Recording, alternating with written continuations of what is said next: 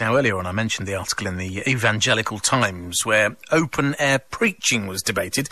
Noise pollution or the legitimate spreading of the Word of God. The article was written by Andy Banton, who's the director of the open-air mission. So do you stand in the middle of town centres on an orange box preaching the Word of God then, Andy? Not always using a box, but yes, that is the work that we do. I was wondering if one of the pitfalls was that you put your foot through the box from time to time, because they're not they're a bit flimsy at times, aren't they, these boxes? Yes, and it can be a target. Sometimes people would take great pleasure in pushing us off a box. Oh, well, indeed, that might be one of the other pitfalls, I suppose. It does take dedication and certainly conviction, though, to stand in a town or city centre and start to preach, doesn't it? Yes, it's not easy because you never know what kind of response that the message may draw from people. Sometimes they may be quite hostile, antagonistic. There's a lot of apathy, of course, today, but it's good to get out amongst the people and reach people who perhaps would never come into a church. Well, I mean, you mentioned in this article that some people feel that if you shout, you're causing an offence, you're causing noise pollution. It's a modern-day phrase, isn't it? Noise pollution. Yes. Is this based on your experiences from people that you meet when you are out and about doing this?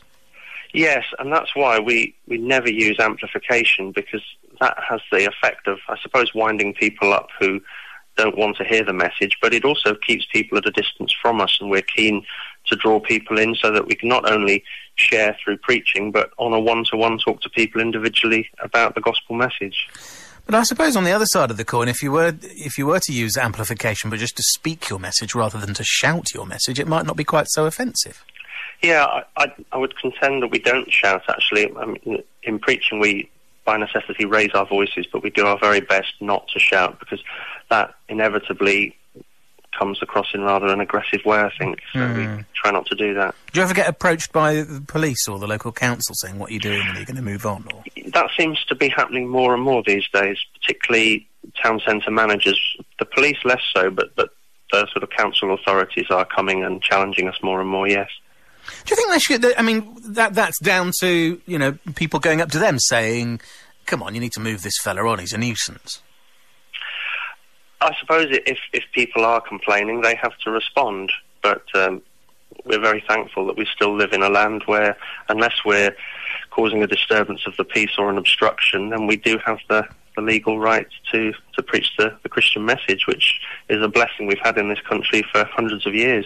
Do people listen to what you say invariably, or do they tend to walk on by? And no doubt a lot of people do walk on by, but there are always those who listen and make the work and ministry so worthwhile, because there are people who have questions about the big answers of life. So many people feel an emptiness that money and possessions don't really give true satisfaction, and they want to ask deeper questions about the purpose of life and about God and their relationship with Him. So we're glad to have the opportunity to answer those questions if we can from the Bible. Is it more about you fulfilling your role, do you think, or not?